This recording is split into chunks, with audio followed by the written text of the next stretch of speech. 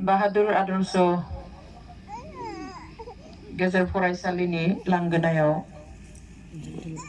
जिरायनाय दिनैनि बे बिसायख'थिखौ लानानै खुंनाय हाबाफारिखौ दैदेनलांनाय मानगोनां दैदेनगिरि आरो एसे आगोलाव जोंनि बे जथुम्माखौ नागारलांनाय जोंनि आसामनि मानगोनां केबिनेट मन्त्रि चन्दन ब्रह्म बिथां आरो बेयावहाय दा जोंजों थानो हानाय आरो जायनि मुङै दिनैनि बे जथुम्माखौ खुंनाय जादों बिथां बे फासनै सेरफां समष्टिनि बिजाथि BPF नि बिजाथि मानगोनां श्यामसुन्दि बिथां आरो लोगोसे BPF नि गुबुन गुबुन थाखोनि दैदेनगिरि नोंथांमोन आरो बेयाव नुजाथिफैनो हानाय बे फासनै समष्टिनि गुवार हालामनिफ्राय दाब दाब गामिनिफ्राय नुजाथिफैनो हानाय BPF खौ मोजां मोनग्रा हेफाजाब होग्रा गासै रायजो राजा नोंथांमोन आइ आफा बिदा फंबाय बिब' बिनानाव नोंथांमोन आं गिबियावनो नोंथांमोननो गेदेर गोलावफोरनो बयनोबो आंनि खुलुमनाय आरो सिबिनायखौ बावहरबाय आरो उन्दैफोरनिसिम आंनि अननायखौ बावहरबाय नोंथांमोना मिन्थिखाबाय बाथ्राखौबो अनेक खोनाखाबाय आरो हयतो माने दिन्थिनानैबो होबाय जे नोंथांमोना जोंजों दङ दिनै जेखिनियाव बेवहाय दङ बेनिखायनो नोंथांमोनखौ आं साबायखर बावदों आं समनि आंखालाव थोंजों आं मोननैसो खोथा बुंनो नागिरदों बे जाबाय गुबैयै जेब्ला बिसायख'थि फैयो अब्ला गुबुन गुबुन हानजाफ्रा गावबा गाव बिजाथिखौ देरहानो थाखाय गावबा गाव हानजानि बिजाथिफोरखौ देरहाहोनो थाखाय मा खालामो बायदिसिना बाथ्रा बुङो बेवहाय जोंबो मालाबा एसे गोनो गोथो जायो जदिउ जों बेयाव जायफ्रा फैदों जे दिनै थांखि लाखाबाय BPF नोनो फैगौ डिसेम्बरनि 7 अक्ट'आव जानो गोनां जा बिसायख'थि बेवहाय भट होगोन होननानै थांखि लाखादोंब्लाबो ओरैबायदिबो थानो हागौ जे नोंथांनि न'आव दासिम सोरबा सासे दङ जाया दिनै थांखिखौ लानो हायाखै गोनो गोथो जानानै दं ओरैबो थानो हागौ नोंथांमोननि गामियाव नोंथांमोननि समाजाव खाथियावहाय सोरबा बा फोलेरनि सोरबा दासिमबो थांखिखौ लानो हायाखै बेवहाय बिथांमोनखौ थांखि लाहोनायाव जाहाथे जोङो मदद होनो हायो बिनि थाखाय आं माखासे खोथाखौ एसे क्लियारसो खालामनो लुबैदों जोंथ' लाखाबाय थांखि नोंथांमोना लाखाबाय खिन्थु गुबुनखौ जों माबायदि लाबोनो बेयाव जाहाथे गोनो गोथो जानायफोरखौ जोङो थि खालामना होनो हायो जों बेखौ गोसोआव लाखिनो नांगोन जे दिनै जों जुदि मोजां थांखि लायोबा थिग थांखि लायोब्ला जों जुदि दिनै मोजां बाथ्रा सानोब्ला मोजां खामानि मावोब्ला बे जोंनि मावनाय साननाय थांखियानो जोंनि फिसाफोरनि एबा इयुन जोलैनि जिउखौहाय मोजां खालामगोन नाथाय जों जुदि दिनै गोरोन्थि थांखि लाफ्लाङोब्ला जों जुदि दिनै थि थांखि लानो रोङाब्ला नंखाय बाथ्रा सानफ्लाङोब्ला जोंनि साननाया गुलाय गुजाय जायोब्ला बिनि थाखाय बिनि गाज्रि फिथाइखौ जोंनि फिसा फिसौआनो मोनजागोन एबा जोंनि इयुन जोलैया मोनजागोन बेवहाय जों दिनै जा थांखि लायो थिग थांखि लानांगोन जाय थांखिया जोंनि फिसा फिसौनो इयुन दिन्थिनो हागोन जोंनो मोनसे दिदोम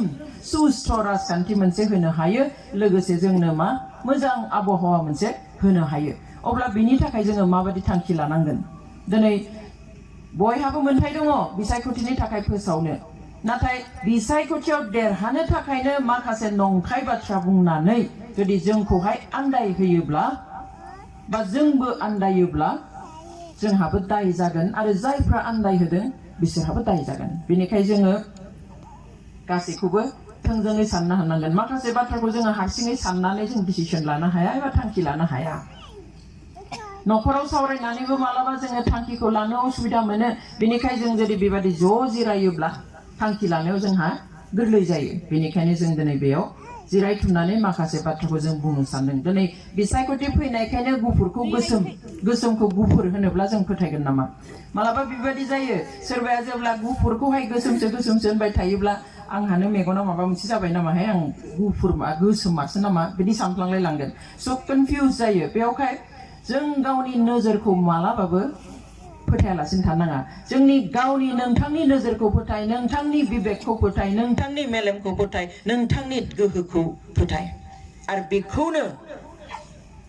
बिथा खालामनानै सैथोनि फारसे जों आवगायनो नांगोन दिनै सोरबाया बायदिसिना बाथ्रा बुंगोन जों गावनि आं मिन्थिनाय बुजिनाय बाथ्राखौबो आङो बिसर्जन होनानै जुदि सोरबाया बुंनायखौ फोथायनानै थाङोब्ला बेखौ मिन्थिनानै लाखा जेरावहाय बेस गैया बिथा गैया जों बेवहाय गाब्र'हैखागोन दिनै आं थोंजोङै बुंनो नागिरो जोंनि अपोजिशन होनोब्ला दा बेयाव मोनथाम स्पेशली ओरैनो UPPL आरो BPF मोन नांनाया किन्तु हरखाबै BJPआ फैनानै जिबादिहाय बेयाव आगान सुरफैदों जिबादि एग्रेसिभ दानो जेन BTC खौ धंस खालामगोन बेफोरबायदि मोनसे थांखि लानानै षड़यन्त्र लानानै जिबादि हाबफैदों जों बेखौ बुङाब्ला जोंनि इयुना जोबखासिगोन दिनै UPPL बिथांमोना बुंदों जे UPPL आ सोरखार दायोब्ला नखरफ्रोमनोबो साख्रि होगोन होनदों नङा होमबा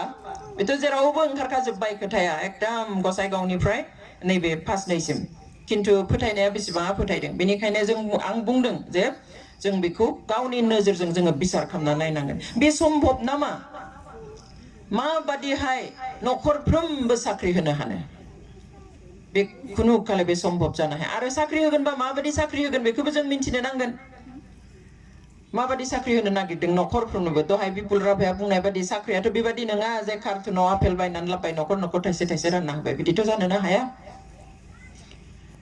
माबादि होगोन दिनै मा अफिसार लेभेलनि साख्रि होनो सानदों नखर नखर ना मास्टार ना प्रफेसार ना डाक्टार ना इन्जिनियार ना केरानि ना पियन चौकीदारनि साख्रि होनो नागिरदों जुदि बेफोरखौ नखर नखर होनो नागिरदोंब्ला बेफोरखौथ' इन्टारभिउ होआलासिनो मोना इन्टारभिउ होयोब्ला जोंनि गथ'फ्रानो बयनिख्रुइ खम साख्रि मोनगोन फराया आन्दोलन बोसोर बोसोर लामायाव लांनानै आन्दोलन इलेक्सनाव बाहायबाय थायो जोंनि फरायसाफोरखौ सिमोन बाहायबाय देग्लाय बाहायबाय आरो खालमानसि मोनसे इलेक्सन दंबावोसो बहा दिनै मालाबा बर' गथ'आ 10 टपआव थांफेरदोंना मेट्रिकआव दिनै मालाबा 20 टपआव थांफेरदोंना थांफेराखै आंनि कलेजाव जेब्ला मोनसे डिपार्टमेन्टआव प्रफेसारनि साख्रि ओंखारबाय ST निल'थारमोन बर' केन्डिडेट थांबाय बर'नि पार्सेन्टेजआ ओरैबायदि ल' सोरबा मिसिं सोरबा गुबुन सोरबा सनवाल बिसोरा बिराद हाइ पार्सेन्टेज जोंनिया बर'आ गावनि जायगायाव बर' मावनो मोनाखिसै BTCआवनो मानि थाखाय फरायनायखौ गोसो होआ हारि सिबिनायनि नामाव बाहायगासिनो साननांगोन हारिनि बाथ्राबो किन्तु जों मोना अब्ला बोरै मोननो बेफोर साख्रिखौ सोरबायासो मोनजोबगोन दिनै बर'लेण्ड इउनिभार्सिटियाव एडमिसनाव बर' डिपार्टमेन्टनि बादै गुबुनाव बर'फ्रा एडमिसन मोनिखाय सिट दोनख'नो गोनां जाबाय जे बेखौ BTCआसो लाबोनाय बियो BTCनि थाखायसो बर'फ्रा बेयाव मोनाब्ला बोरै जानो ट्राइबेलफ्रा मोनाब्ला बोरै जानो होननानै रिजार्भ सिट दोननो बाध्य जादों मोनसे डिपार्टमेन्टआव नङाब्ला पार्सेन्टेजखौ नायनानै जेब्ला एडमिसन होयो अब्ला बर'आनो बयनिख्रुइ खम मोना लांदांबो थायो माबेबा डिपार्टमेन्टआ बर' डिपार्टमेन्टआवल' मोनो बेबायदि अबस्था जादों स' इन्टारभिउनि बाथ्रा बुङोब्ला जों बेखौ मोना दिनै प्रमद बर'आ बुंबाय थादों जि खालि UPPL आ सोरखाराव फैब्ला जि खालि इन्टारभिउ जागोन ओइ खालिनो साकरि एपइन्टमेन्ट होगोन सम्भब खोथाखौ बुंना एसे असम्भब खोथाखौ मानो बुङो हाजार मानसिया एप्लाइ खालामगोन इन्टारभिउ होगोन रोजा रोजा बहि नायगोन माबा नायगोन सायख'नांगोन बे सानसेयावनो नायनानै रिजाल्ट होनानै बोरै एपइन्टमेन्ट होनो हानो बिदिबो कि थगायनो हायो मानसिखौ बेथ' सम्भब नङा दिनै साधारन चौकीदारनि पोस्टब्लाबो क्लास 8 ल' फरायनाया एप्लाइ खालामनो हागोन होनब्लाबो बेयाव जुदि बोले 60टा पोस्टब्ला बिनि थाखायबो 1.5 लाखा एप्लाइ खालामो MA पास जानाय MCOM पास जानाय PhD खालामनाय MPhil खालामनायफ्राबो एप्लाइ खालामो बे अबस्था दिनै साख्रिया दिनैहाय आसामा आलादा रायजो मोननाया सेपारेट स्टेट मोननाया आसामा 70 बोसोर जाबाय 70 बोसोर मोनसेयावबो दिनैबो आसाम सोरखारा नखर नखर नखर रावनोबो साख्रि होनो हायाखै आइ आफा नोंथांमोन जायनि थाखाय दिनै लाख लाख आसामनि हौवासाफोर हिनजावसाफोर बाहेर रायजोआवहाय बहाबा बेंगालुरुनो बहाबा आहमेदाबादनो बहाबा चेन्नाइ मुम्बाइ दिल्लीनो खामानि नागिरनानै थांदों जों दाख्लि बयबो नुदों जोंनि बर'फ्राबो थांदों जेब्ला कर'नानि सेकेन्ड लकडाउन जोब्बाय अब्ला लाख लाख हाजार नङा दै लाख लाख ट्रेनजों लानानै फैदों आरो साख्रियाबोथ' मोजां नङा सोरबा कम्पानियाव सोरबा रेस्टुरेन्टआव सोरबा बिउटि पार्लाराव माबा कम्पानियाव बेफोरबायदियावसो मावनो गोनां जायो थ' दिनै सेपारेट स्टेट मोनखांनायनि 70 बोसोरनि उनावबो जुदि आसाम सोरखारा नखर नखर साख्रि होनो हायाखैब्ला जाय BTC जाय BTR एकर्डआवहाय साख्रि मोनसे क्रिएशननि मोनथाय गैया बेयाव बहानि साख्रि न' साख्रि होनो हागोन होगोन होननानै फर्म रानदों फर्म राननायल' नङा फैसाबो खांदों 200-300 माबायदि जानो बेलाय दिनै फर्म रानदों 1 लाख मानसिनो न'खर मा न' होगोन होननानै दिनै फर्म रानदों सहि लादों डकुमेन्टस खांदों आइजोफोरनो सेल्फ हेल्प ग्रुपनो 75,000 कोटी थाखा होगोन होननानै आरो इलेक्शन गेले देरहा सोरखार दा बिनि उनाव आइजोनो होगोन ना बिमाफोरनो होगोन ना साख्रि होगोन ना न' होगोन ना हा होगोन बेखौ थिक खालामनानै हो बेसेनो होनो हायो जोंबो रंजागोन मोजां मोनगोन बाखनायगोन साबायखर होगोन नाथाय भटनि सिगाङाव इलेक्शननि सिगाङाव बेफोरबादि बाथ्रा बुंनायनि ओंथियालाय मा बै बीजेपी सोरखारा सना होगोन भट हो होननायासो जाबाय फैसा होगोन भट हो आइजोफ्रा साख्रि होगोन हौवाफ्रा फैसा हो सेंग्राफ्रा सिख्लाफ्रा न' होगोन बोराय बुरैफ्रा भट हो बिसोर होननाय जाबाय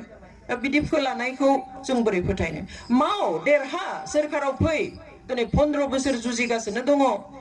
गुबुन गुबुन नामजों हायाखै किन्तु दिनै हायोब्ला माव किन्तु बिसायख'थिनि सिगाङाव बोरै बेफोर जाबाय न' होनाय सोरबा आइजोफोरनो सेल्फ हेल्प ग्रुपनि गेजेरजों थाखा होनाय बेफोर जाबाय सोरखारि scheme government scheme it's not party scheme किन्तु बिथांमोना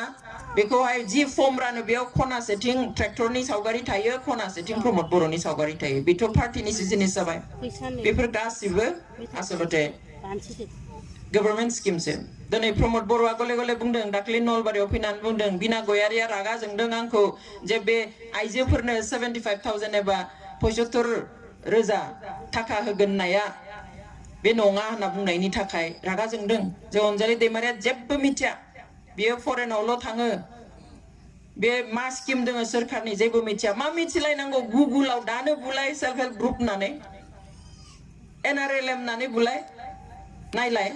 दानो नुगोन सोरखारा 3 लाखसिम अनुदान होयो मोनसे मोनसे सेल्फ हेल्प ग्रुपनि थाखाय बे सोरखारि scheme everyone can see every now and then जिकुनु समाव नाय गुगोलाव दानो जायफ्रा एंड्रॉइड फोन दङ नाय NRLM national rural livelihood mission स्किमनि सिङाव बानायनाय बे सेल्फ हेल्प ग्रुपखौ आरो बे सेल्फ हेल्प ग्रुपआ दायो सेन्ट्रेलाव सोर दङ बीजेपी सरकार बियो बिनि सिगाङाव कंग्रेसनि दिनावनो जानाय अब्ला बियो पार्टीजों लेना देना गैया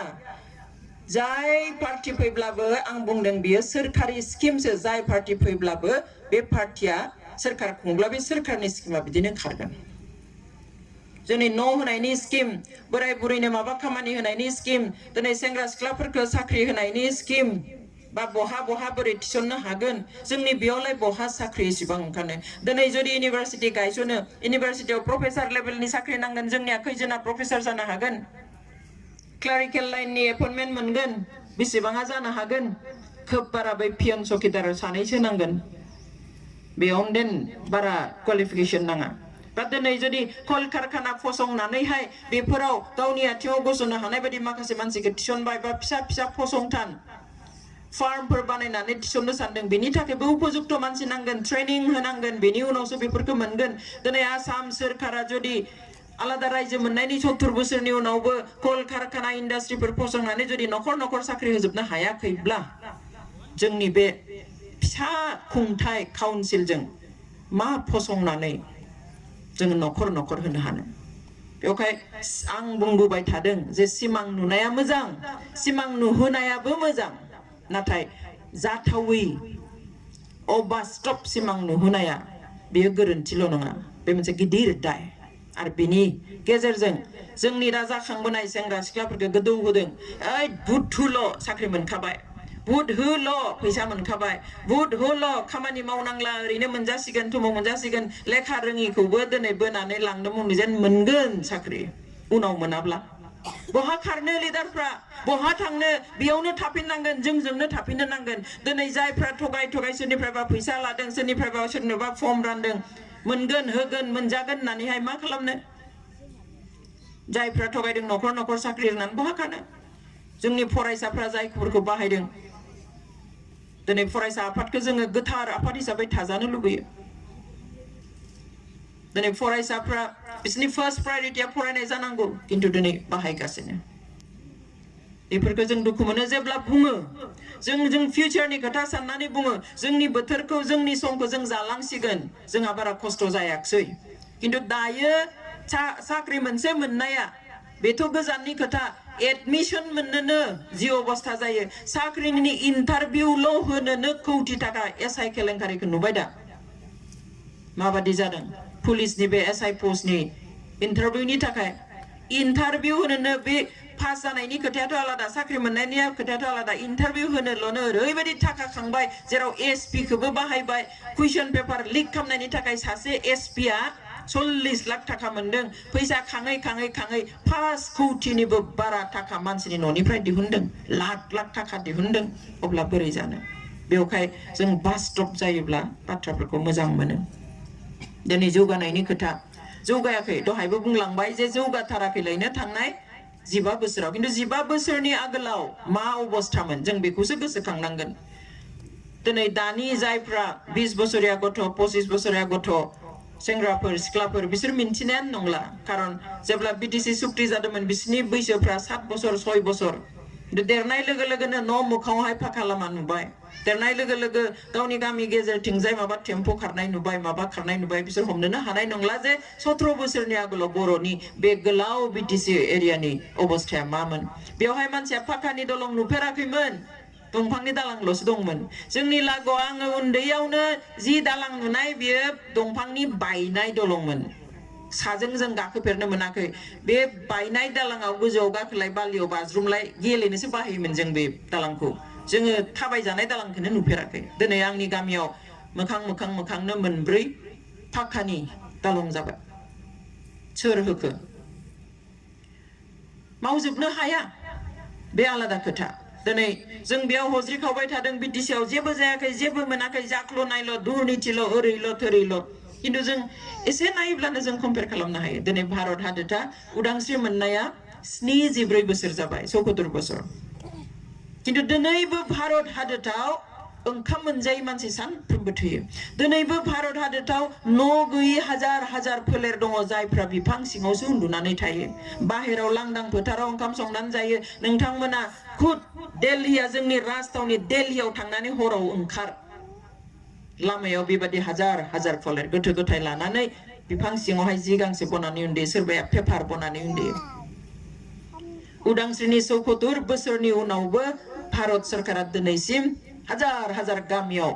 लामा होनो हायाखै लोंनाय दै होनो हायाखै फरायसालि होनो हायाखै मोब्लिब गोहो होनो हायाखै गासैखौबो होजोबनो हायाखै अथ'स उदांस्रि मोननाया 74 बोसोर जाबाय आरो आसामखौ आं बुंखाबाय आसामा आलादा रायजो मोननाया 70 बोसोर जाबाय 70 बोसोर अब्लाबो दिनैसिम आसामाव गोबां गामि दङ जाय गामियाव लामा गैया जाय गामियाव लोंनाय दै गैया जाय गामियाव फरायसालि गैया जाय गामियावहाय मोब्लिब गोहो गैया जों टिभियाव नुयो माइ गायलायलायनानै प्रटेस्ट खालामो जे लामाया साइकेलबो सालाय जाया ओरैबायदि हाब्रु जायो बेयाव माइ गायै प्रटेस्ट खालामो जोंनो लामा नांगौ होननानै अब्ला जोंनि बिटिसिआ खै बोसोर जादों बिथिं 74 बोसोर भारतआ उदांस्रि मोननाया आसामा 70 बोसोर किन्तु बिटिसि जानाया 15 बोसोरल' जादों 17 बोसोरनि गिबि बोसोरनि इन्टारिमा बियो खामानिनि अफिस खुंनाय बा बिदि खामानि मावनायनि कुनु बाथ्रा फैया बेयाव 15 बोसोरनि फ्रायसो जों बेखौ हिसाब खालामजागोन जेब्ला BPF दाबाय सोरखार दाबाय अब्ला लाथिख' बे बिटिसि एरिया बिटिसिखौ एकर्ड खालामबाय दा लाबोबाय दा लाबोनायाव मा मोनबोखो मोन 40 बिफानफोर मोननानै फैबाय बे मोन 40 बिफाननि अफिसफोरा बहा जिरायगोन माबे डिपार्टमेन्टआ सोर अफिसारा बहा जिरायगोन माबे खेरानिया बहा जिरायगोन न' गैया लोगोसे मोनब्रै डिस्ट्रिक्ट होबाय डिस्ट्रिक्ट हेडक्वार्टारा बहा जागोन अफिस गैया सब डिविजनल अफिसफोरा बहा जागोन जेबो इनफ्रास्ट्राक्चार गैया तो बेबादि जिर' लाथिख' अबस्थानिफ्राय BPFआ दायित्वखौ लाबोदों रोंगौ रोङा दायित्वखौ लानानै गावसोराबो बेबस्थानि सम्पर्के सोलोंनो गोनां जादों प्लास बे अफिस लुनाय दिनै BPFआ एसेम्ब्लिखौ बिटिसिनि एसेम्ब्लिखौ न' गैयिनि थाखाय क'क्राझारनि गोजाम सिनेमा हलावसो एसेम्ब्लि जयोमोन न'आनो गैयामोन तो बिनि उनाव दा क'क्राझाराव जितु सेक्रेटारियेट न' जाबाय बेखौ लुबाय जोंहा थाखा थाब्लाबो 2 थाला न' लुनो होनब्ला जों बोसोरबायाव लुनो हाया थेवब्लाबो लुबाय इसिबां गिदिर अफिस बा बे मोनब्रै माबानि बिथाफोरखौ थिक खालामबाय डिस्ट्रिक्ट हेडक्वार्टार साब डिभिजनेल सब थिक खालामबाय मानसि अफिसार क्लारिकेल सब पियन चौकीदार गुथै एपइन्टमेन्ट होनानैहाय जों हमनो हायो जे बे सिगांनि 5 बोसोरा बेफोरखौ इनफ्रास्ट्राक्चार बानायनाय टोटेल गावसोर गसंथानायखौ बानायबाय बिनि उनाव थाखो बेसेबां जोंनि आखायाव 10 बोसोर बे 10 बोसोराव जों बेसेबां लुबैयो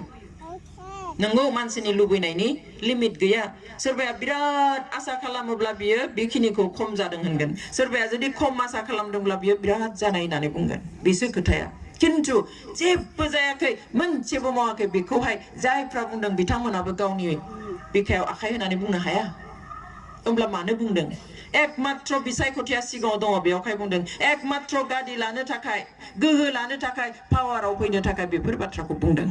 अब्ला जोङो गोसोमखौ गोसोम गुफुरखौ गुफुर जों गाव नुदों बेखौसो जों गाव फोथायनो नांगोन गावनि नोजोरखौ जोङो फोथायनो नांगोन आं बर' वुमेन जास्टिस फरामनिफ्राय थांनाय 28 बोसोराव दाब दाब जायगायाव आं गिदिंदों नोंथांमोननि बेयाव बै साहा मामोन बियो सिकारिदां हादानगुरि बिथिंजाय दायनायाव बोराय बुरै बुथारनाय जों बेयाव थांदों अरुणाचल हाजोनि गाहायाव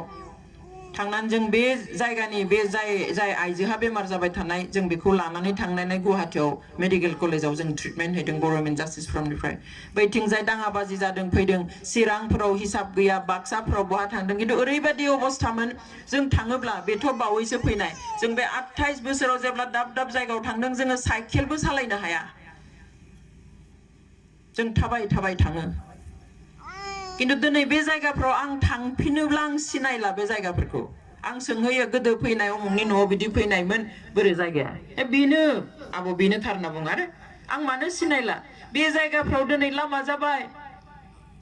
स्कुलफोरनि अबस्थाया मोजां जाबाय मोजां हाथाइ शेड मार्केट शेडफोर मोनबाय मोजां मोजां गोदान गोदान इनस्टिट्यूशन ओंखारबाय कलेज जाबाय अफिस जाबाय आं बे जायगाखौ सिनायहैला थ' बे मा जौगानाय नङा नामा हाग्रामा महिलारि बिथाङाबो बुंदों आं 100 खोन्दो मावनो हायाखै नंगौ बेनो थार हाया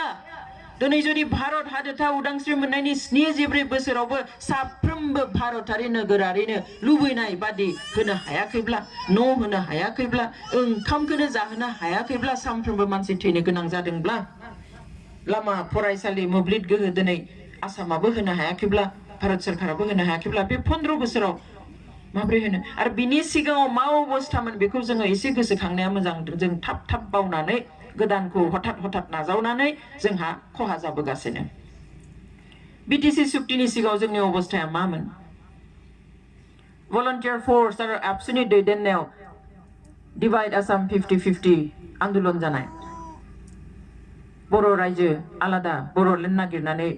आन्दोलन जानाय बे आन्दोलना ओरैबायदि जोरदार जादोंमोन जे बे आन्दोलनखौ नाख्रेबनो थाखाय आसाम सरकारा सीआरपीएफ पुलिस गामि गामि सोनानै होयोमोन गामि गामि सीआरपीएफ पुलिसा थांनानै जोंनि हौवाफोरखौ न'आव थानो हायै अबस्था खालामोमोन हौवाफोरा दुब्लियाव औवाबारियाव थानो गोनां जायोमोन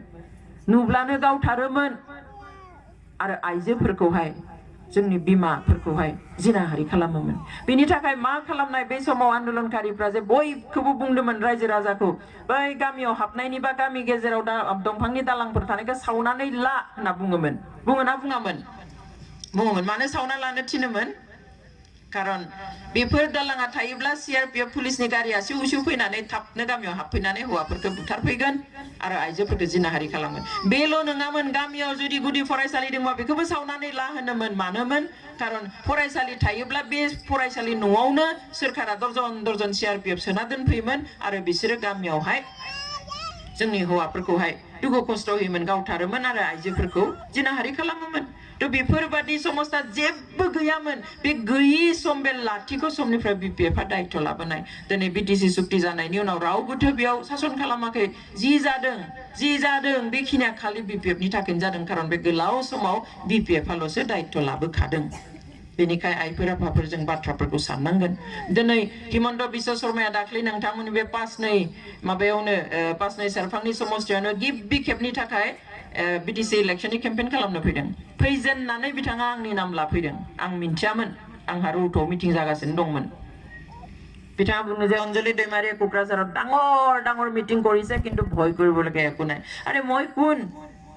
তুমি চাই আছা মই কিমান ডাঙৰ মিটিং কৰিছো তাৰমানে তুমি ভয় খাইছা নে আগতে মোক ভয় খাই আছিলা নে কি মই নাজানো মই ভাল পাইছো মোৰ নাম লৈছে আহি প্ৰথমবাৰ বিটিসিত ইলেকশন কেম্পেইন কৰিবলৈ আহি মোৰ নাম লৈছে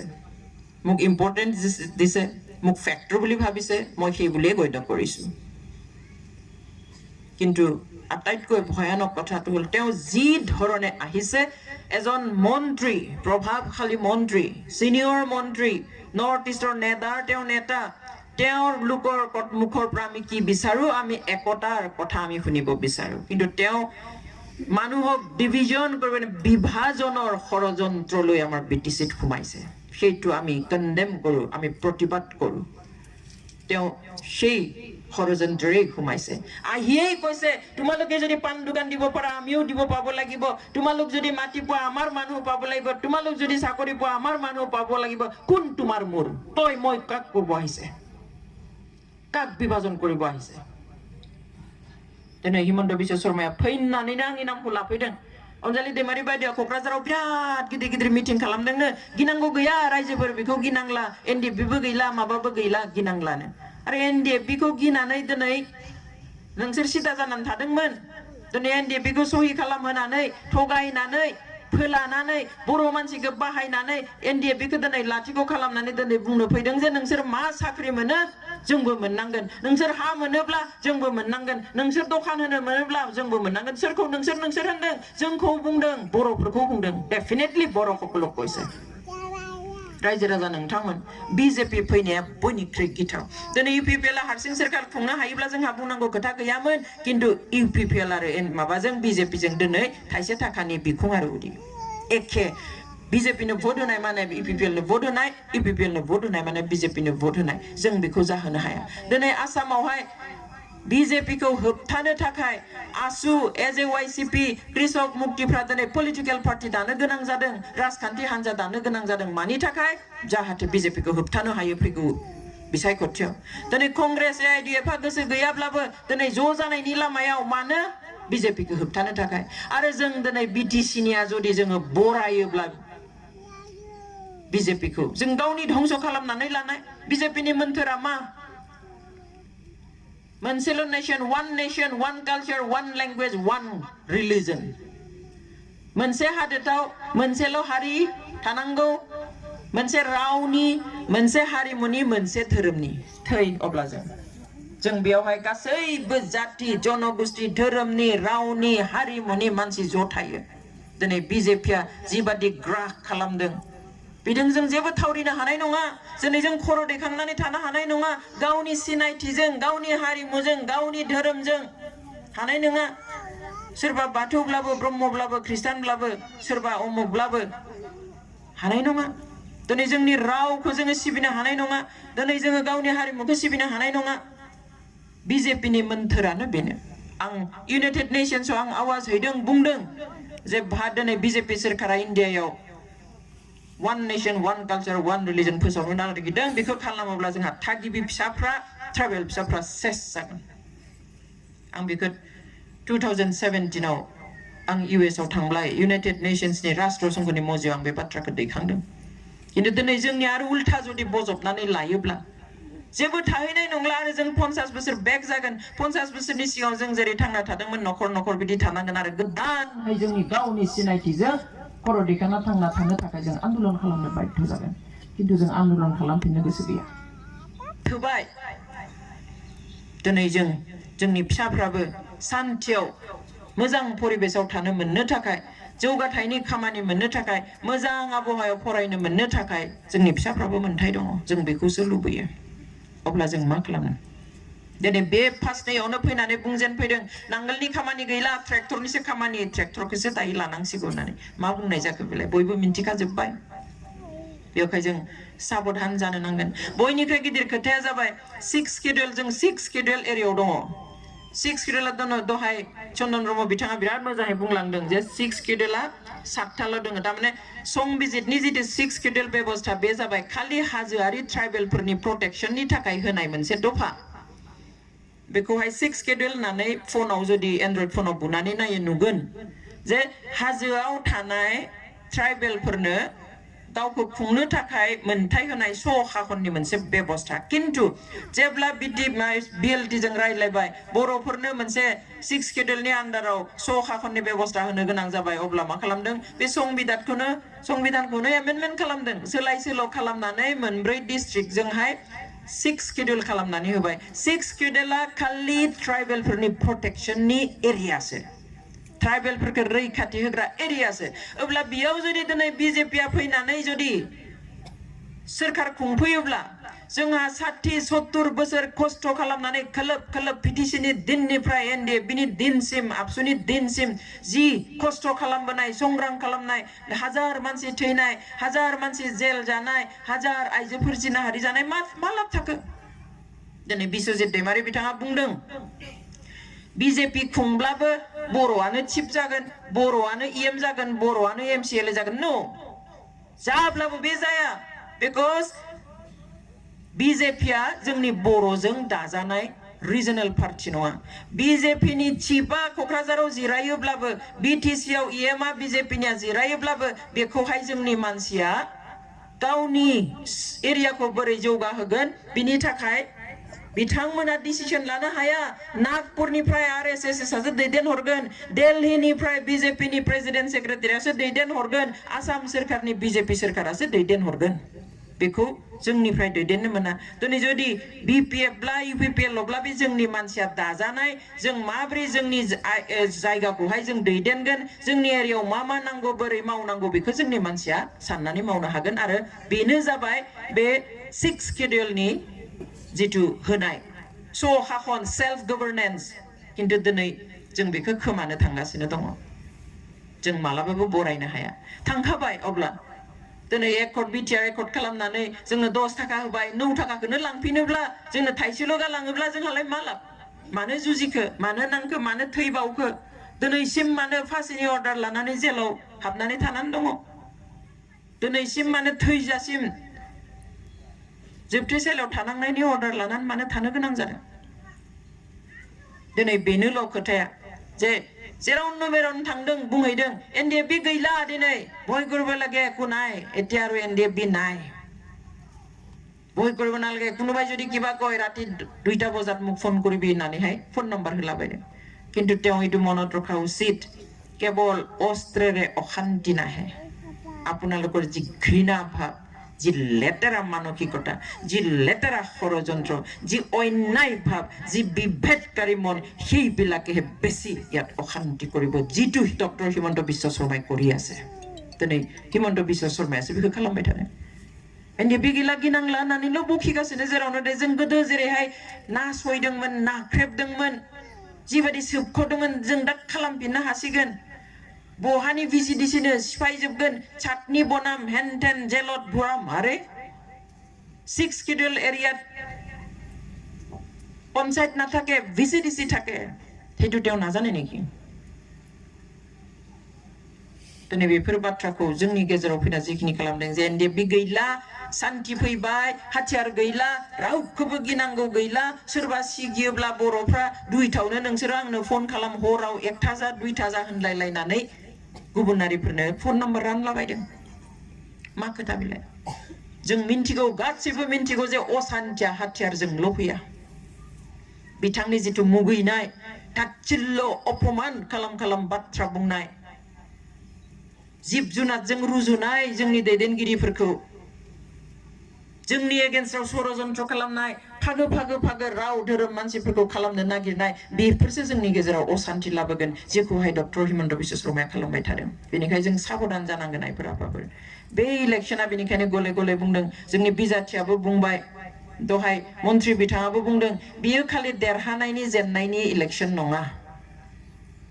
बे जाबाय जोंनि इयुन जोलैखौ जोङो माबादिहाय मोजां मोनसे सुस्थ राजखान्थि सुस्थ समाज गेरेमसा समाज होलांनो हागोन बेनिसिम आं बुंखादों जोंनि दिनखौ जों जालांबाय जुदि BJP नि आखायाव जों गथायनो नांगौ जायोब्ला BJP UPPL नि आखायाव गथायनो गोनां जायोब्ला बै लरा रजा उन्दै गथ'फोरनि सायाव होनाय जागोन प्लास जोंखौ जायफ्रा धंस खालामनो नागिरदों आसामनि गासै फिसा हारि हारिसा रावारि धोरोमारि मानसिफोरखौ जाबादि फोजोबनो नागिरदों बेबादिनो खालामगोन दिनै राभाफोरखौ नष्ट खालामबाय मिसिंफोरखौ दंस खालामबाय दिनै कार्बि आंलंनि अट'नमास काउन्सिलखौ लाहैबाय बिजेपिया दिनै आंनो दैलि फन खालामो दिनै डिमा हासाव अट'नमास काउन्सिलखौ बिजेपिया लाबाय आंनियाव मेसेज दङ বাইদেউ মেডাম আমার হিমন্ত বিশ্ব শর্মায় আমার ডিমা হাসাও ধ্বংস করিলে বড়োলেণ্ড ধ্বংস করিব নিদিব না হর गेजेराव आंनो मेसेज मोनसे लिरना दोनदों दिनैबो दैलि आंनो लिरहरो दिनै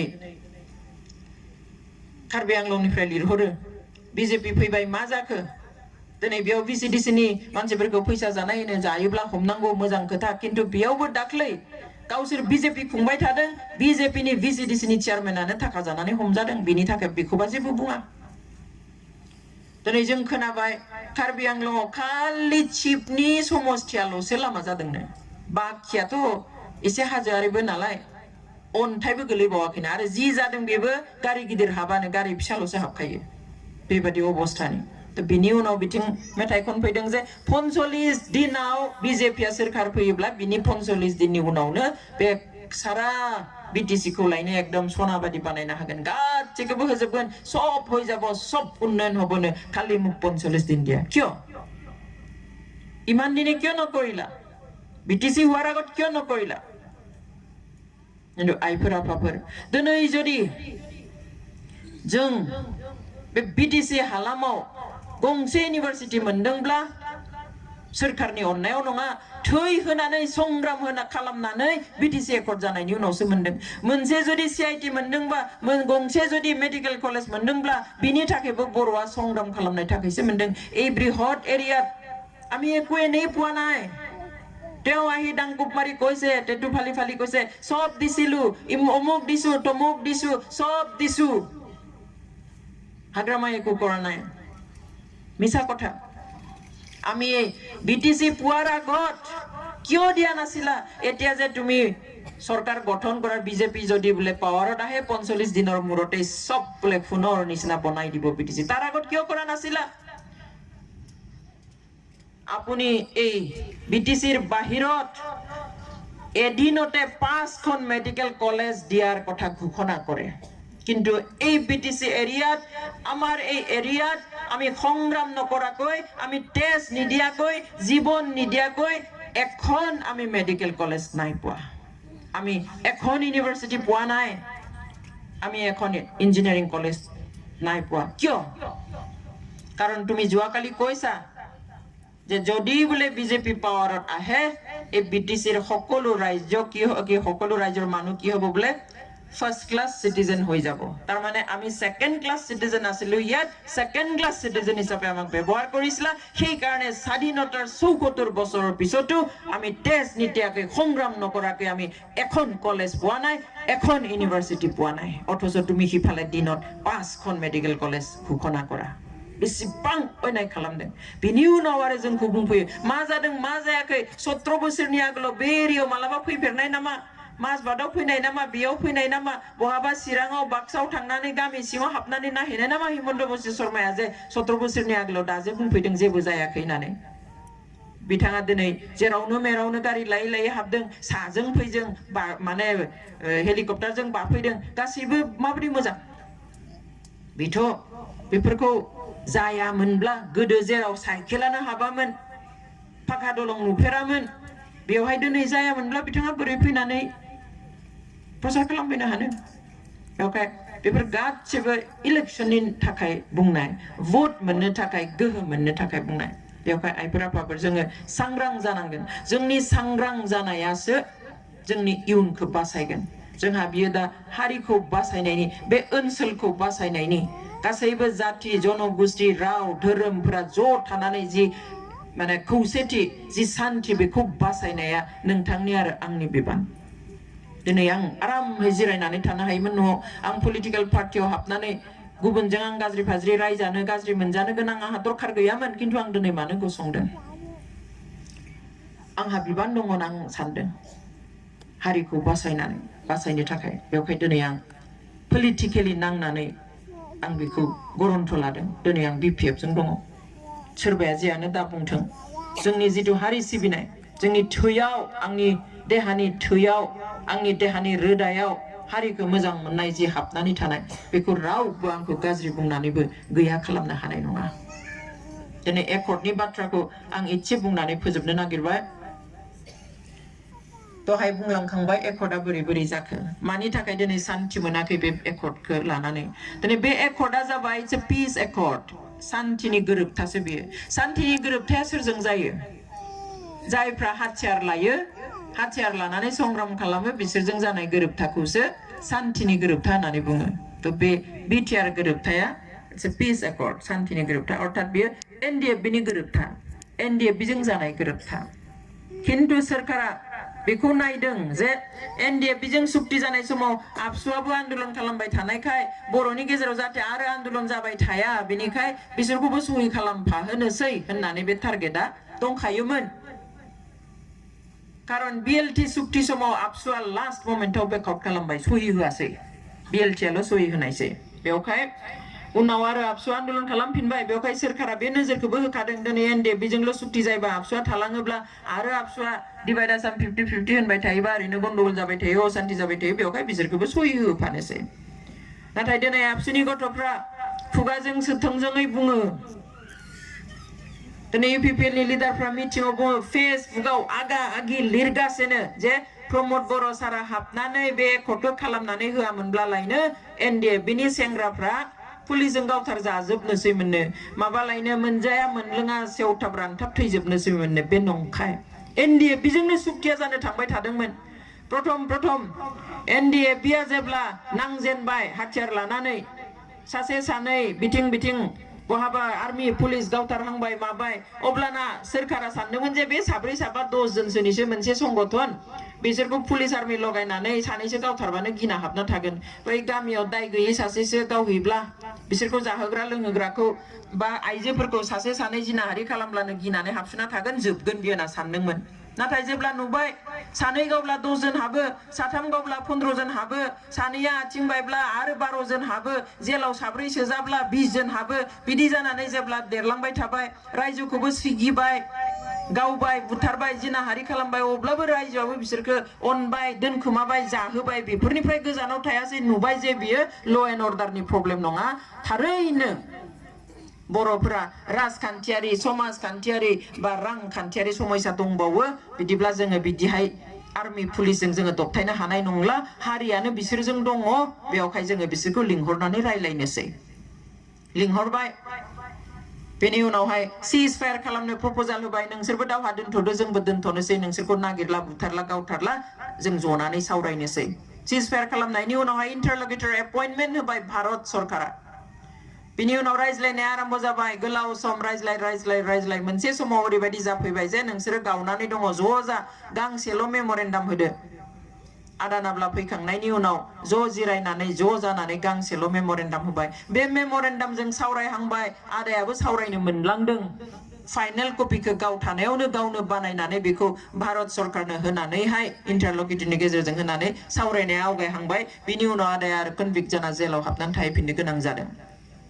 बिनि उनावबो सावरायबाय सावराय फैनानै सिमोन नभेम्बर मासाव बे मासावनो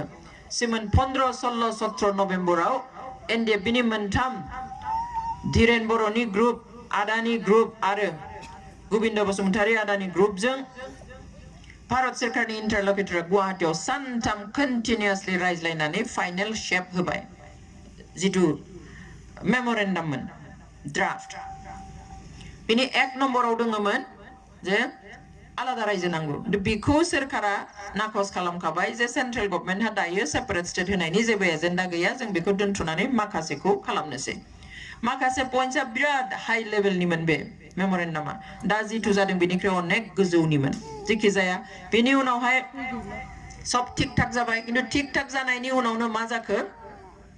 आसामावहाय बे केपनि आन्दोलन जाबाय खा जाबाय माइबा जाबाय एकदम गिदिर आन्दोलन जानानै साबा मानसि गावथार जानाय हुलस्थुल प्राइम मिनिस्टारा आसामाव प्रग्राम दंमोन हाबनो होआसै आसामनि रायजोफ्रा लाजिबाय आसाम सोरखारा बीजेपी सोरखारानो बीजेपीनि प्रधान मन्त्रीखौ हाबनो होजायासै मा खालामगोन बेयाव बुद्धि खालामनानैहाय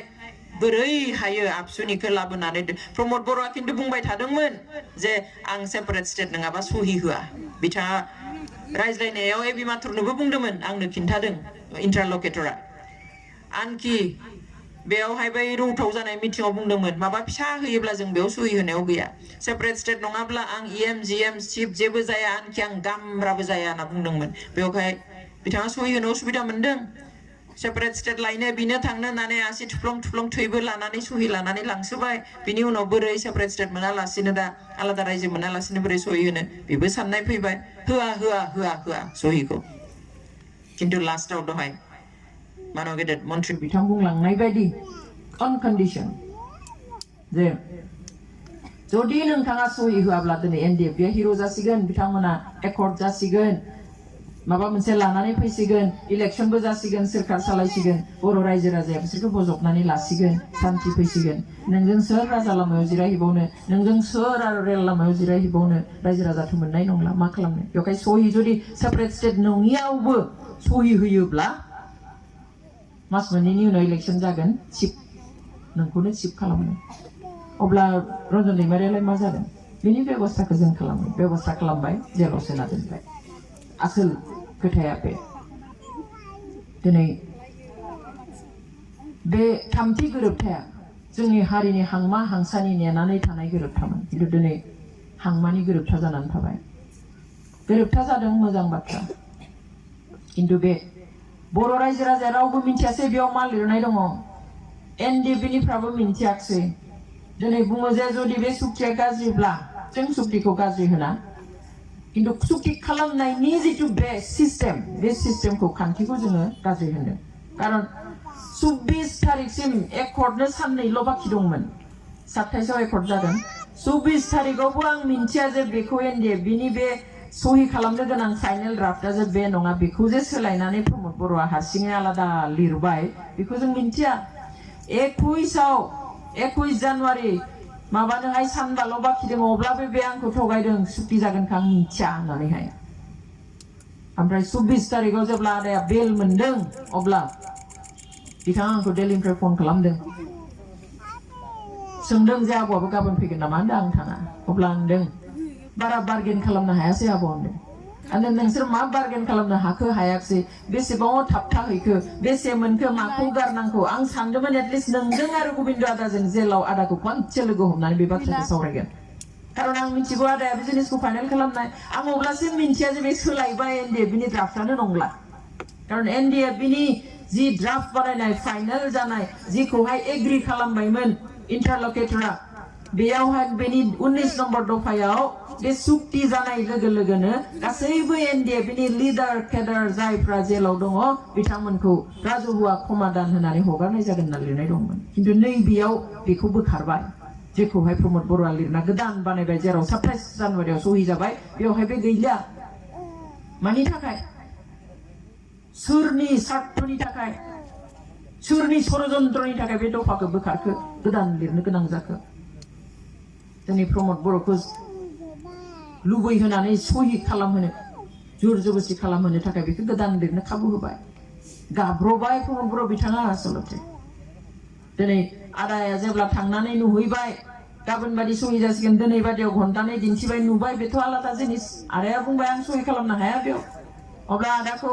ब्लेकमेल खालामबाय नों खालामाब्लाबा उपाय गैला नोंनि गथ'फ्रा थालांजोबसिगोन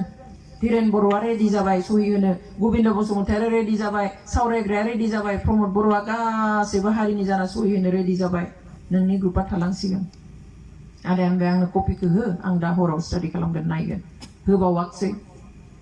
जि समाव दिन्थिदों गारि कमा फुल स्टप मोनसेबो सोलायनो हाला final ready two sine लसै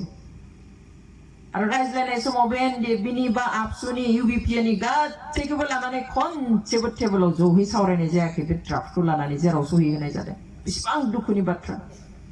Dhiren बर'खौ लिंलायबाय आदानिया जोब्बाय धीरेन बर'आ फैना बुंबाय जोंनो सम हो जों खनसे NDF बेखिनिया ज' ज'नानै सावरायगोन बेयाव सहि होथावगोन होथावा सप्तासे सम हो एटलिस्ट धीरेन बर'खौ होनबाय बिदिबा नोंनिया थालांसिगोन मालाय रन्जन दैमारिया रेडि जाबाय सहि होनो खोथा होखाबाय नै सावरायग्रायाबो बुंबाय गोबिन्दआबो बुंबाय आरो सावरायग्राया फैनानै जेब्ला सावरायबाय आंथ' दासो फैदां आंनो सिनियरफोरजों रायलायनो सम एसे हो होनबाय अब्ला बेखौ बुंलायबाय मालाय धीरेन बर'आबो सहिनो रेडि जाबाय रन्जनाबो जाबाय गोबिन्दआबो जाबाय प्रमदआ जाबाय नोंहा थालांसै बेबादि थगाय बिसोरखौ ब्लेकमेल खालामदों दिल्लीयाव रावखौबो ज' दोनाखै थानो होआखै आदाखौ लांनानै आइबिनि खबजाव दोनहैदों आदानि ग्रुपनि जि साबा टीम दंमोन बिसोरखौ बेलेग हटेलाव दोनदों गोविन्द बसुमतारी आदाखौ बेलेग हटेलाव दोनदों सावरायग्राखौ बेलेगाव दोनदों धीरेनखौ बेलेगाव दोनदों प्रमोदखौ बेलेगाव दोनदों जि खालि 27 जानुवारियाव सहि होदों ओइ खालि सहि होनो थांनायावसो बिसोरो ज'है जिरायनो मोनदों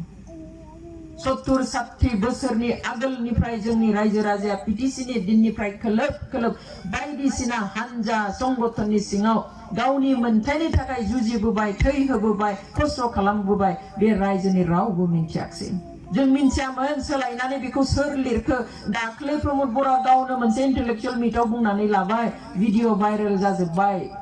फेसबुकआव बेयाव बिथाङा बुंनानै लादों जे गुबुनफ्रा बे एकर्डखौ बिराद मोजां जादों होनना बुंदों बे एकर्डनि मोनफ्रोमबो सोदोब मोनफ्रोमबो लाइनखौ आं गाव लिरनाय दिल्लीनि गान्धी भवनाव 20 दिन एसि गैयै रुमाव थानानै आं लिरनाय होननानै गावनो बुंनानै लाबाय माइखौ सोर मोनथाय होनाय हारसिङै लिरनानै बे इसिबां लोब लोब जेब्लानो लिङो थैनोबो फास'यि मेङा दिनै 60-70 बोसोर आन्दोलन खालामब्लाबो बे हारिनि दैदेनगिरिफोरखौ जोंनि समाजनि गोबां संगठन दङ बिनि दैदेनगिरिफोर गुबुन हानजायानो जियानो दा जों बर' दैदेनगिरिफोरजों रायलायालासिनो बे 20 दिन लिरबाय थानाय समाव एनडिएफबिनि सासेबो लिडारखौ लिंनानै ज'है सावरायालासिनो हारसिङै लिरनानै बेखौहाय ब्लेकमेल खालामनानै सोरखारजों लोगो नांनानै बेखौ सहि खालामहोनायाव सोर मोनथाय होनाय जोंहा बे दुखु दिनै बर'नि गेदेर गोलाव इन्टेलेक्चुयेलफ्रा बेनि थाखायनो दुखु मोनदों दिनै बिथाङा हज्रिखाव बुङो बिराद गिदिर एचिभमेन्ट बे एकर्डनि गेजेरजों गासैबो सान्थि मोनबाय दिनै म्यानमाराव भुटानाव बहाबा बांलादेशआव थानाय एनडिएफबिनि सेंग्राफ्रा फैनानै गावनि बिमा बिफाजों थानो मोनबाय बिसि गथ'जों थानो मोनबाय बिनिख्रुइ देरसिन मा सान्थि नांगौ दिनै केम्पआव थानाय गथ'फ्रा बेबायदिनो न'आव फैनानै सान्थियाव थानो मोनबाय बेनिख्रुइ देरसिन मा सान्थि नांगौ बिथाङा बावदों नामा केम्पआव थानायल' नङा बे हाग्रानिफ्राय फैफिननायल' नङा दिनै 100 जननिख्रुइ बारा जेलाव एनडिएफबिनि लिडार आरो मावथिफोर दं हिनजाव मानसिबो दं थैजासिम जेल जानानै दं बेखौ बावबाय नामा बिथांमोना मोनथाय गैयामोन नामा गावनि गामियाव फैनानै समाजजोंहाय गावनि न'खरनि मानसिजों थानो थाखाय मानो बावखो बोरै खावसेखौ नागारनानै बोरै सान्थि जाखो जोंहा बेसो सोंथिया एकर्डा जादों मोजां किन्तु बे एकर्डनि गेजेरजों नों मानो गावनि मानसिखौ फोथाय खेबस' खालामखो जेब्ला आदाखौ जेलाव लांबाय आफादनि गथ'फ्रा बिजेपिनि प्रेसिडेन्टजों रायलायबाय मा खालामनो दा सारखौ लांफिनबाय बेखौथ' दिहुननांगौमोन माबोरै प्रमोद बर'जों रायलायबानो जागोन आरएसएसनि नर्थ इस्टनि इनचार्जखौ फन खालामबाय बिथाङाबो बुङो प्रमोद बर'जों रायलायबानो जागोन प्रमोद बर'आ सोर बिदिब्ला बिथाङानो सोना दोनदों नामा जानोबो हागौ दाथ' एखेबारे मिटिङाव इपिपिएलनि लिडारब्लाथाय प्रमोदानो होन फेरेंगायानो होन सोरबायानो खोथानि खोथा जेल जाहोगोन जोङो दालि जाहोगोन जोङो जेलाव हरनोसै अमुक फैथों जों फैथों जेल जाहोगोन जों थारमाने जेलखौ बिसोर जाहोनो हायो कोर्ट नांलाया बिसार नांलाया नामा बिदिब्लाथ' जों बेखौबो सानजायो अब्ला गावनि मानसिया दिनै माने बिदि फोथाय खेबस' खालामो जाय एनडिएफबिनि थाखाय बर'फ्रा खर' दैखांनानै 34 इयार्स 34 बोसोर थांनानै थानो हाबाय दिनै लाथिख' खालामबाय दिनै हिमन्त बिश्व शर्माया प्रमोदनि गेजेरजों बर'खौ बोखावबाय प्रमोदनि गेजेरजोंहाय दिनै मा खालामखो एनडिएफबिखौ लाथिख' खालामबाय बिनि उनाव बुंफैबाय आमाकु इटु दिया आमाकु हेतु दिया तुमालुके मात्र खाले नहबो जोंनोबो हर नोंसोरल' मोनजाया गासैखौबो सिफायगोन गामो अमुकखौबो खालामगोन सेस सोर गसंबावगोन हारिनि थाखाय सोर हमथाबावगोन दिनै बेखायनो बे जोंनि दायित्व आइ आफा नोंथांमोन नोंथांनि आंनि दायित्व बे समावहाय जों बे हालामखौ बासायनाय बे हालामनि बे बिटिसि एरियानि सान्थि खौसेथिखौ बासायनाया जोंनि दायित्व दिनै जोंहा बेबायदि संगठन दिनै आबसुआबो राव होनो हालिया गेजेराव थानानै खारन इउपिपिएल जों मावबाय इउपिपिएल पार्टिजों थांबाय जों बेखौ लुबैयाखैमोन गेजेराव थाथों दिनै बिपिएफ बिमा बिफानि फिसायाबो आबसुआव दङ सोरबा कंग्रेसनि बिमा बिफानि फिसायाबो आबसुआव दङ बिजेपि बिमा बिफानि गथ'आबो आबसुआव दङ किन्तु आबसुखौ थालाहैनो मोनसे राजखान्थि हान्जाजों मिलायहोनाया बे इनाय जाबाय दिनै बाहायगासिनो सिबायफोर बाहायजानानै मा जादों नङा होनब्ला मा जानो नै दाख्लि बाक्सायावहाय आं गाव सिनायथारो गथ' सासे सेंग्रा बिफाया डाक्टरमोन बाक्सा डिस्ट्रिक्टनि आबसुनि ट्रेजारार बाव बिराद मोजां गथ' माबायाव इलेक्शनाव बाहायबाय नालाय बै अपोजिशननि अफिसाव थांनानै अफिसखौ सिफायहैबाय इलेक्शन अफिसखौ मानसिफोरखौ बुग्लिबाय रागा जोंनानै रायजोफ्राबो 300 ओंखारना फैना बिसोरखौबो बुग्लिबाय बे गथ'आ खारबाय बोरैबा बोरै फेसबुकफ्राव बिनि फट'खौ भाइरेल खालामना होजोब्बाय अखानायै पुलिसा बेखौ एरेस्ट खालामबाय हयथ' दा बेलाव गबाय खिन्थु सासे गथ'आ जुदि पुलिस केस जानायनि रेकर्ड मोनसे थायोब्ला बे फिउचारा सेस बे साख्रि थाख्रिखौनो दिन मोननाय नङा सोर बाहायनायनि थाखाय खालामनो दिनै प्रमद बर' बिथाङा बुंदों जे BPF आ जेबो मिशन गैया सेंग्राफोरखौ माने यूथ BPF खालामनानै पलिटिक्सआव बाहायदों स्टुडेन्ट्स खालामनानै बाहायदों बेथ' एकदम स्रा खालामनानै बाहायदों ओमफ्राय बिथाङा बुंदों जे आं हले आंहा मिशन दङ आंबो माने बे BTC नि सेंग्राफोरखौ लानानै माबाफोरखौ लानानै फरायसाफोरखौ लानानै आं बिराद मोजां मावगोन बिसोरनि फिउचारनि थाखाय आरो नोंथाङा उनाव मा मावो मा बे नोंथांनि खोथा खिन्थु दिनै नोंथाङा मा मावदों जों बेखौसो नायदों जोंनि नोजोरा बेयावसो आरो बिनि सायावसो जों कुइसन खालामगोन नोंथाङा दिनै फरायसाखौ बाहायदों बिसोरनि थाखाय गाबोन मा मोजां मावो मा बेखौ बुंनानै लाब गैया दिनै बिसोरखौ मानो बाहायखो 6 बोसोर आन्दोलनाव बाहायबाय सिमोन MP इलेक्शनाव बाहायबाय आबसुनि प्रेसिडेन्ट सेक्रेटारि हिसाबै बिथांमोनानो मेन केम्पेनारसमोन गथ'फ्राबो खिबु ज'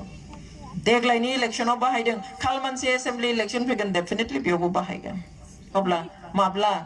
सोर फरायसानि थाखाय बेसेबां मावनो मा मिशन दङ इलेक्शनाव बाहायनायनि राजखान्थियाव बाहायनायनि दिनै हारसिङै गसंथानो हानाय अबस्था फरायसा आफादा गैया दिनै आंखौ बेवहाय गाज्रि मोनो फरायसाफोरखौ रायोना नङा आं फरायसाफोरखौ रायनायनि बाथ्रा नङा आं फरायसाफोरखौ अनो आंहा फरायसाफोरखौ आं दाय होआ जायफ्रा बाहायदों नों आबसुनिफ्राय ओंखारना थांनाय पिपिएलआव थांबाय था मावहैथां राजखान्थि मोजां खोथा पलिटिकेलि रायजोखौ सिबि खिन्थु फरायसाफोरखौ सथङै थानो हो ओपनलि दिनै पिपिएलखौ समर्थन होनांगौ होननानै दाख्लि दिपेन बर'आ पेपाराव होबावबायसो ओरैनोथ' मावखायो बेवहाय दा जोंनि फिसाफोरखौबो जोङो सामलायनो नांगोन जोंनि गथ'फ्रा दिनै साननो रोङा बिराद गरम जादों इलेक्शननि नामावहाय बहाबा मिटिं खालामनो थाङाबा फरायसानि गथ'फ्रानो होखार हरलायनाय मालायनाय जादों आइफोर आफाफोर जों सामलायनो नांगोन बिसोरनि मोजांनि थाखायनो जोंनि गथ'फ्रा मोनसे समाव जोंखौ सोंनो हागौ जे जों जेब्ला सानस्लाबनो हायासै मोजां डिसिजन लानो हायासै मोजां खोथा साननो हायासै अब्ला जोंखौ मानो सामलायासै दिनै जोंहा फिउचारा नस्थ' जाबाय होननानै जोंखौ सोङोब्ला जोंखौ दाय होयोब्ला जों बिमा बिफा हिसाबै मा बुंगोन बेनिखाय जोंनि दायित्व दिनै बे इलेक्शना बे बिसायख'थिया BTC नि बिसायख'थिया सोरबा हाग्रामा महिलाखौ सानफ्रोमबो चिफ बानायनो नङा बा आं लायनो बेयाव हाबदों बेवहाय देरहाहोनो थाखाय नङा नाथाय जोङो गाज्रिनिफ्राय बासायनो जि जोंनि गेजेराव गाज्रि खोमसि फैगासिनो दङ बिनिफ्राय बासायनो थाखायनो जोंहा गुबुन अपसन गैया जों BPF खौनो आरोबाव खनसे जोङो गोहोआव लाबोनानै जोंनि जि मोजां सुस्थ' राजखान्थि आबहावा जों बेखौ लानानै फैफिननो नांगोन आरो जिखिनि आद्रा मावनाय खामानि दङ बेफोर खामानिखौ जाहाथे स्पिडआव मावनो हायो 10 बोसोराव जिखिनि जुरिबाय आरो बाखिखौ जाहाथे स्पिडआव मावलांनो हायो बिनि थाखाय जोङो हाग्रामा महिलारि बिथांखौ आरोबाव खनसे जोङो खाबु होनो थाखाय नोंथांमोनखौ खावलायो स' जोबनायाव बयनिसिमबो आं साबायखर बावबाय आरो बयखौबो नोंथांमोननि बे फासनय सेरफां समष्टिनिफ्राय श्यामचन्द्र बिथांखौनो नांगोलनि सावगारियाव भट होनानै फैगौ 7 डिसेम्बरावहाय बयबो लैहोर थांनानै रावबो न'आव थालाङा जासे जाहाथे भट होयो आरो भट होनानै जाहाथे देरहासार खालामो बिनि थाखाय नोंथांमोननिसिम खावलायनानै आंनि बिबुंथिखौ एसेयावनो फोजोबबाय गोजोन्थों